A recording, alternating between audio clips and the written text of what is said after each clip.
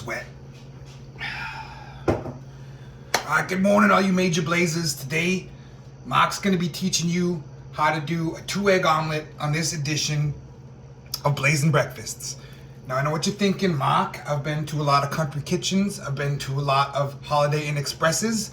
Why are you doing a 2-egg omelet as opposed to a 3-egg omelet? Well, you know, it really comes down to physics and the size of your pan. What we got here is a really good sized pan for a 2-egg omelet. Now, if you were to put 3 eggs in here, it's not like it would be impossible, but it would completely change the thickness of the egg sheet. And I think you're gonna find out that it would just be a little too thick and it just wouldn't quite have the same consistency, because this, I'm telling you, when you nail this technique, it is like a pillowy perfection in your mouth. Okay, so what we're gonna do first is we gotta get those eggs broken. And this is an important step. I learned this from somebody else. I think I saw it on a cooking show or something. You know how it goes. You get a little puffed out in the evening. So we gotta crack our eggs. We're gonna put them in this little dish here. All right. There's 1 egg. There's 2 eggs. All right. Now this is an important step here. You want to barely break the eggs. You want to be as ginger as you possibly can. Now, as soon as you start to see that yolk swirl in, you are almost done. Do not agitate the eggs.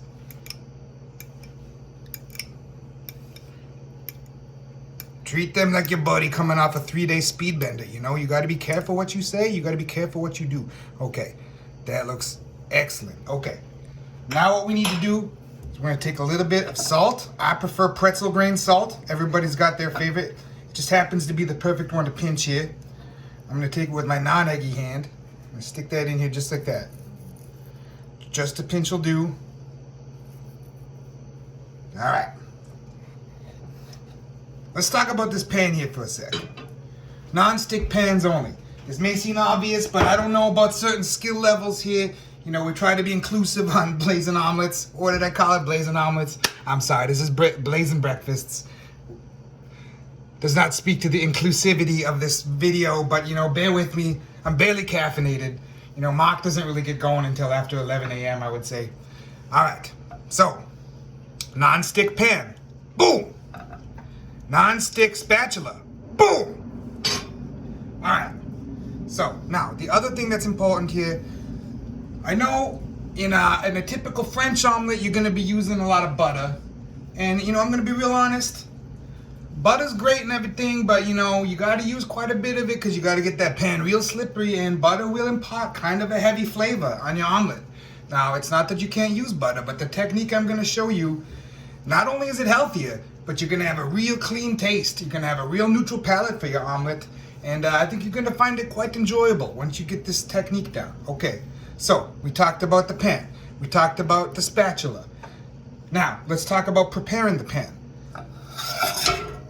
I've already got it on a nice low heat. Now, typically, you don't kind of leave these pans heating up for a long time. They heat up really fast. This isn't some fancy cast iron that requires a half hour of heating.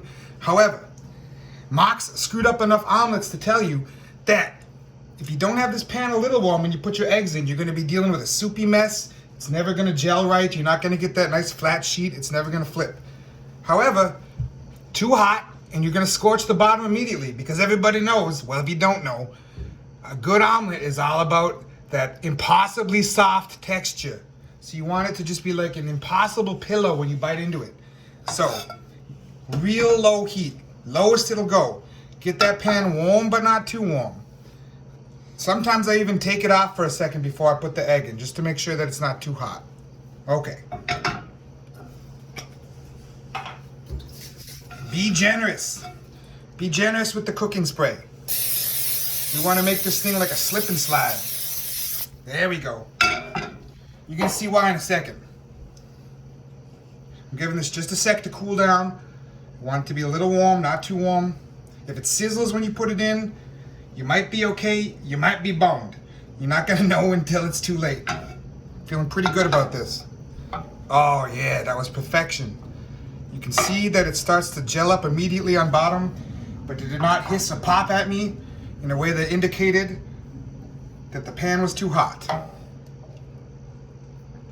I learned this technique from my colleague Maria on her show Uneven Cooking, where we go to apartments with unlevel cooking floors.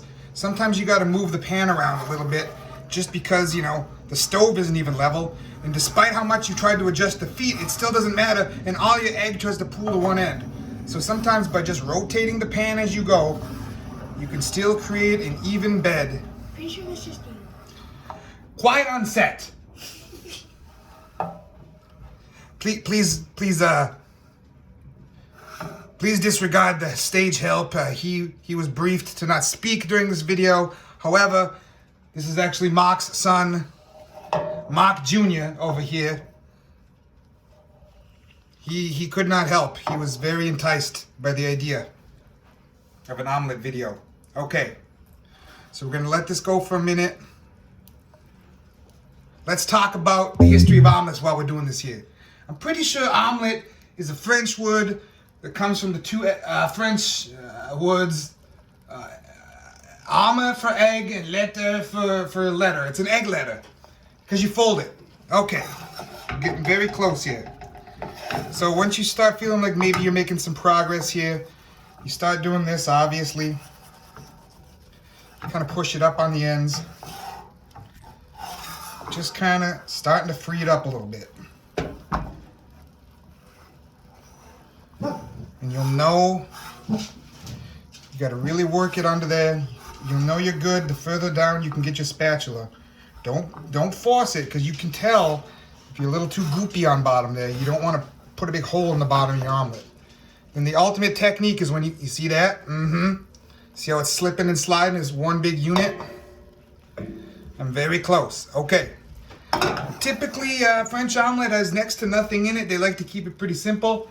I'm going to add a little Gruyere cheese to mine just to give it some glue inside. I feel like that's the best way after you do the fold. Okay, so this is what makes Mark's omelet technique so amazing. Heat off. Okay, now we're going to flip this bad boy. We're going to put the cheese in, and then you're done. You just let the other side very slowly, or I don't even slowly is the word, but lowly, because we already turned the heat off. Slowly and lowly, finish up. So you kind of get it under there as far as it'll go. It's a little flick of the wrist. Oh my God. You guys, look at that thing. Okay. Now, you can concentrate your cheese more on one half of the omelet, and I will show you why in a second. Because you're going to fold it into this cheese side, like so. Take it, fold it. It's okay to cheat and use your hands, get it kind of perfect. That is it. You know, typically I like to garnish it with either some chopped up scallions or maybe a little parsley. Mark wasn't really prepared for this. I haven't been to the store in a few days, so you're just gonna have to imagine that. You know, I considered even chopping a few leaves off my ivy plant as a prop, but I kind of want to eat this thing, so I'm not gonna do that.